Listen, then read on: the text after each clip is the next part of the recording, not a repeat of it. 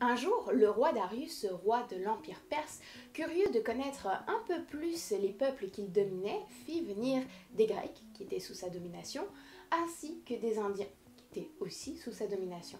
Il demanda à chacun comment ils honoraient leurs morts. Les Grecs répondirent qu'ils brûlaient les corps, alors que les Indiens répondirent qu'ils les mangeaient. Les Grecs furent choqués par la pratique des Indiens et dirent au roi Darius que jamais ils ne mangeraient leurs morts. Et les Indiens furent choqués par la pratique des Grecs, disant au roi Darius que jamais ils ne brûleraient leurs morts. Pourquoi elle parle de ça? Cette petite anecdote historique nous est racontée par l'historien Hérodote en 400 avant Jésus-Christ. Qu'en pensez-vous? Êtes-vous choqué par la pratique des Grecs? Ou la pratique des Indiens? Ou peut-être trouvez-vous ça inspirant? Inspirant. Manger des morts. Non, ça va. Moi, c'est vrai, la première fois que j'ai entendu parler de cette pratique qui consistait à manger les morts, j'ai trouvé ça un peu choquant. Pourtant, ce que nous dit Hérodote, c'est que c'était moral pour le peuple indien de faire ça. Et peut-être sentez-vous comme moi le problème. Nous, ça nous choque. On se dit que ce n'est pas moral, on se dit que, en même temps, on n'est pas dans ce peuple-là, alors a-t-on le droit de juger? Je veux dire, si on me demande pourquoi c'est mal de faire ça, je dirais surtout parce que c'est dégueulasse. Mais c'est dégueulasse pour moi parce que c'est inhabituel. Et clairement, pour eux, c'est incinérer des morts qui est dégueulasse. Et à bien y penser, ce n'est pas si évident que ça pourquoi c'est une bonne pratique pour honorer les morts que de les brûler, par exemple. Après tout, mon chat mangerait sûrement mon corps si je venais à mourir demain. Est-ce que tu me mangerais? Avec un petit peu de sauce comme ça? Oui, tu me mangerais? Quelque part, ce qu'on se demande ici, c'est est-ce qu'il existe quelque chose d'universel en termes de morale? À partir de quoi on pourrait juger? Ou est-ce que la morale, ça ne dépend que de notre culture? Et c'est ça qu'on va voir aujourd'hui.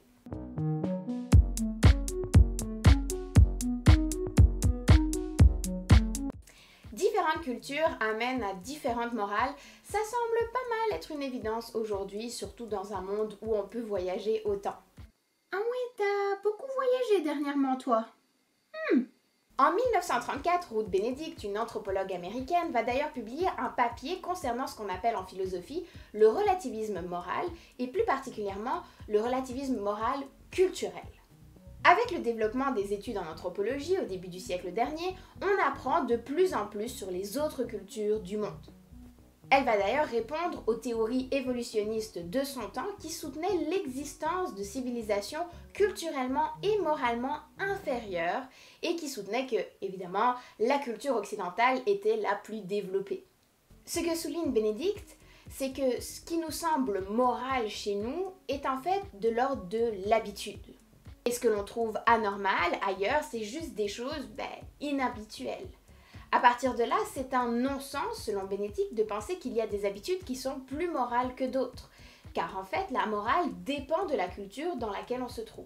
Vous avez certainement déjà fait l'expérience de rencontrer quelqu'un d'une autre culture et d'être un petit peu choqué par une action qu'il fait. Par exemple, rentrer avec ses souliers sales dans votre maison. Espèce de gros dégueulasse. En d'autres termes, Ruth Benedict fait une critique de l'ethnocentrisme, soit la tendance plus ou moins consciente à juger les autres groupes sociaux en prenant comme point de référence son propre groupe social. Bah c'est vrai, I guess que la morale, c'est une création culturelle. Avez fini la vidéo? Mais dire qu'il n'existe pas d'universalité lorsqu'il est question de moralité et qu'être moral c'est être en accord avec sa culture, eh bien ça pose problème. Fuck. En effet, il y a des choses qu'on trouve problématiques, que ce soit ailleurs ou dans notre culture. Par exemple, dans un autre pays, s'il est accepté culturellement d'opprimer une minorité, on a l'impression qu'on aurait le droit, voire même le devoir moral de les juger et d'intervenir. Ça peut être dans la relation entre deux cultures, par exemple en ce moment avec les Ouïghours et les autorités chinoises, ou au sein même d'une culture, lorsque par exemple des femmes, des homosexuels, des personnes trans se font opprimer dans leur propre culture. Si la morale dépend de la culture et que dans une culture c'est normal d'opprimer les femmes par exemple, cela voudrait dire qu'il est parfois moralement admissible d'opprimer les femmes. Et ça nous semble un peu contre-intuitif. Ouais, mais ça c'est parce que t'es une femme. Une réponse pourrait être de dire que si certaines pratiques comprises comme morales dans cette culture choquent ou dérangent certaines personnes de cette culture, c'est à elles de changer leur culture. Mais l'approche relativiste que propose Bénédicte ne va pas vraiment dans ce sens-là. Dans son texte, elle prend l'exemple d'une tribu où les individus sont foncièrement tournés vers eux-mêmes et méfiants des autres. Elle y prend l'exemple d'un homme qui, dans cette tribu, est altruiste, aide les autres, etc. À cause de ce comportement qu'il a, il se fait traiter d'idiot. Bénédicte nous dit que ce sont nos valeurs et nos yeux occidentaux qui nous font dire que cet individu est une bonne personne et que les autres sont mauvais. Selon elle, pour la culture sur place, cet individu est anormal, inhabituel et donc, quelque part, immoral. Mais alors, toutes les personnes qui ont milité pour changer les normes morales de leur époque sont-elles immorales? Prenons l'exemple de Bartholomé de Las Casas qui militait pour les droits indigènes au XVIe siècle, Harvey Milk pour les droits des personnes homosexuelles au XIXe, ou encore Mary Wollstonecraft pour les droits des femmes au XVIIIe. Est-ce qu'elle la cite parce qu'elle a fait une vidéo dessus et qu'elle veut qu'on aille la voir? Ça semble pas mal être des personnes morales. En fait, paradoxalement, même Ruth Benedict va dans le sens contraire de sa culture, car à l'époque en Occident, et étant occidental, il est vu comme normal de juger négativement les autres cultures. Le fait de proposer une approche plus positive des autres cultures est déjà inhabituel, donc immoral. Bella! Enfin, une dernière question que l'on pourrait poser au relativisme est celle de la possibilité d'un progrès moral. En effet, si on considère que la morale dépend de l'habitude, de la culture, on ne peut pas vraiment parler de progrès moral. Ou alors le progrès moral constitue seulement une radicalisation des pensées majoritaires. Pourtant, certains philosophes, psychologues et anthropologues s'accordent pour dire qu'il existe un progrès moral. Ou un petit progrès moral. Le psychologue Steven Pinker, par exemple, a publié en 2011 un livre qui défendait justement cette idée, notamment en montrant que la violence a diminué, à différents niveaux, au cours de l'histoire. Il explique ce progrès par le fait de l'émergence des États et du commerce qui ont remplacé en fait l'exploitation et la domination, par une expansion du cercle de l'empathie grâce notamment au journalisme et à Internet, on voit plus de choses, et aussi par le fait que l'on réfléchirait mieux. Vraiment, on réfléchit mieux?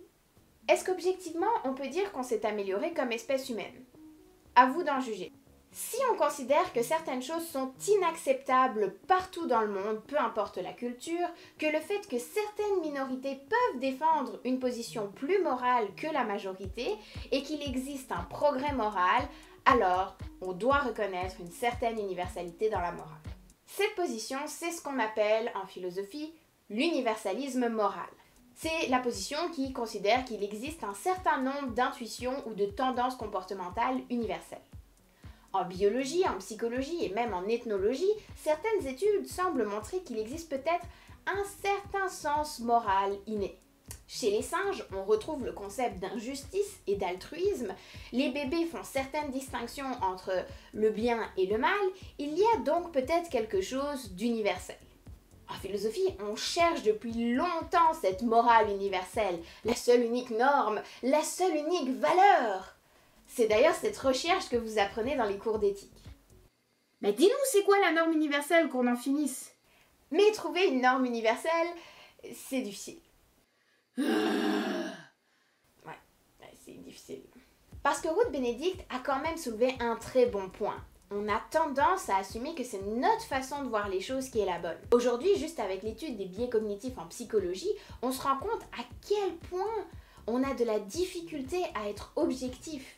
Et comment on privilégie toujours les choses qui nous ressemblent et nos propres croyances. Quand les évolutionnistes disaient que certaines cultures étaient arriérées, c'était basé sur aucune bonne raison, à part le fait que l'on trouvait ça inhabituel. Montaigne l'avait d'ailleurs déjà remarqué lorsqu'il disait « Chacun appelle barbarie ce qui n'est pas de son usage ». Avec cette critique du relativisme culturel, ça nous prendrait quelque chose d'objectif, une chose sur laquelle toutes les cultures pourraient s'entendre. Mais c'est impossible. Donc on revient au relativisme. Et en fait, ça serait peut-être possible de trouver des valeurs communes à presque toutes les cultures. Claude Kluckhohn Un autre anthropologue américain a répondu à l'article de Bénédicte en soutenant, lui, que malgré des différences pratiques, dans toutes les cultures, on retrouve des valeurs communes.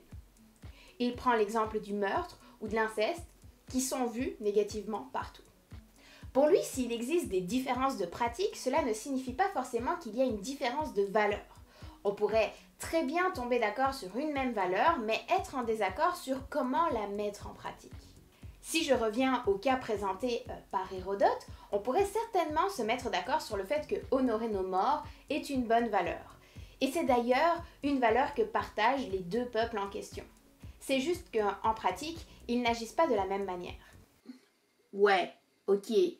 Mais parfois il semble qu'il y a quand même une meilleure action à faire. Si on partage là ou les mêmes valeurs avec un ou des individus qui ont une pratique différente de la nôtre, on peut débattre davantage sur ce qui nous semble le mieux pour réaliser cette valeur. On pourrait tout d'abord accepter une variation des pratiques si on juge qu'elles respectent également la valeur en question. Mais on pourrait aussi décider, grâce à des faits, qu'une pratique est meilleure qu'une autre. Et c'est déjà ce qui semble se passer. Bien sûr, on ne jugera pas le manque de connaissances des peuples passés, parce que ils savaient juste pas. Mais aujourd'hui, on pourrait juger que manger des morts, ce qu'on appelle l'endocannibalisme funéraire, voilà un beau mot à placer dans vos... J'allais dire repas familiaux, mais I guess vos zooms familiaux. Bref, c'est une mauvaise idée pour des raisons de santé. C'est d'ailleurs une pratique qui n'existe plus, en tout cas pour honorer les morts. Comme quoi, certaines pratiques semblent vouées à disparaître, même si la valeur derrière reste. Mais en même temps, si avant on ne savait pas que c'était mauvais pour la santé, on aurait pu accepter que les deux pratiques existent. Ainsi, on pourrait respecter les différentes cultures, éviter un certain ethnocentrisme, tout en pouvant changer certaines pratiques qui, au fil du temps, grâce aux nouvelles connaissances, ne semblent plus aussi bien défendre la valeur. Super! Mais ça part de la prémisse qu'on est tous d'accord sur les mêmes valeurs. Mais que faire si le problème est qu'on n'est pas d'accord sur les valeurs? On est d'accord qu'il y a plusieurs valeurs. Et donc elles vont finir à un moment donné par rentrer en conflit. Et à ce moment-là, comment est-ce qu'on fait pour déterminer qu'est-ce qui est le plus moral? Par exemple, objectivement, qu'est-ce qui prévaut? Le respect de la tradition ou le respect de l'humain? Et pourquoi? L'idée d'un monisme moral, c'est l'idée qu'il devrait y avoir une seule démarche intellectuelle qui conduise les penseurs éclairés vers des réponses correctes à toutes les questions. Et quelque part, ça voudrait dire qu'on arriverait à classer les valeurs en plaçant certaines au-dessus des autres. Le philosophe Isaiah Berlin voit dans les grandes approches de la philosophie morale occidentale cette recherche d'un monisme moral. Et n'a pas tout à fait tort, à partir notamment du siècle des Lumières, la religion ne servant plus de guide. En tout cas, en Occident, les philosophes vont chercher un système moral qui soit purement rationnel et objectif. Mais Berlin n'y croit pas. Il pense qu'il y a plusieurs valeurs, mais que c'est impossible de hiérarchiser ces valeurs. Elle va nous faire revenir au relativisme. Il ne cherche pas à revenir au relativisme culturel, mais il met de l'avant un problème dans une approche moniste. Lui, il se dit pluraliste. Ce n'est pas un relativiste car il ne dit pas que tout dépend de la culture et que tout est correct autant et aussi longtemps que notre culture trouve que c'est moral. Mais il considère qu'il existe objectivement plusieurs valeurs et que celles-ci peuvent rentrer en conflit. Ce qui fait qu'il n'existe pas forcément une seule bonne réponse. Néanmoins, même avec un pluralisme de valeurs, il reste une possibilité de jugement et de discussion sur la morale, car si l'on s'accorde sur certaines valeurs, ce qui est quand même assez souvent le cas, la Déclaration des droits de l'homme, c'est vraiment un bel exemple de gens qui se mettent d'accord sur des valeurs communes, on peut alors débattre sur comment mieux réaliser ces valeurs. Enfin, toute cette discussion cherche surtout à savoir s'il existe à la base quelque chose d'universel en morale. Mais ça, c'est pas mal descriptif. On ne fait que décrire une situation, mais en philosophie, on peut aller au-delà du descriptif et s'intéresser au normatif. Même s'il n'existait pas quelque chose d'universel à la base, cela ne nous empêcherait pas de le créer. Alors si le relativisme culturel de Ruth Benedict pose quelques problèmes, il a apporté quelque chose d'important à la philosophie. Il nous a obligés à nous questionner, il nous a amenés à porter un regard critique sur nos tendances ethnocentrées et surtout à ne pas prendre nos habitudes pour des règles morales universelles. S'il y a une chose à retenir de cette vidéo, c'est que nos pratiques morales sont certainement culturellement influencées, mais que cela ne nous empêche pas pour autant de porter un regard critique sur elles et d'essayer de s'entendre avec les autres sur des valeurs communes. Merci de m'avoir écouté jusqu'au bout, c'est un point un peu technique, c'est ce qu'on appelle en philosophie de la méta-éthique. Si vous avez aimé cette vidéo, ne soyez pas gênés de me le dire car c'est comme ça que je sais si quelque chose fonctionne ou non. J'espère en tout cas que vous en avez appris plus sur le relativisme culturel moral et sur l'universalisme moral. Bien sûr, tout ça c'était un petit peu archétypal, hein. Je ne suis pas rentrée dans les détails de chacune des approches, c'est plus pour vous donner une idée globale. Donc j'espère que vous en avez appris plus, puis quant à moi, je vous dis à la prochaine. Ok. Tu me mangerais pas parce que t'es trop gentil. Non? Oui, tu me mangerais? Ok.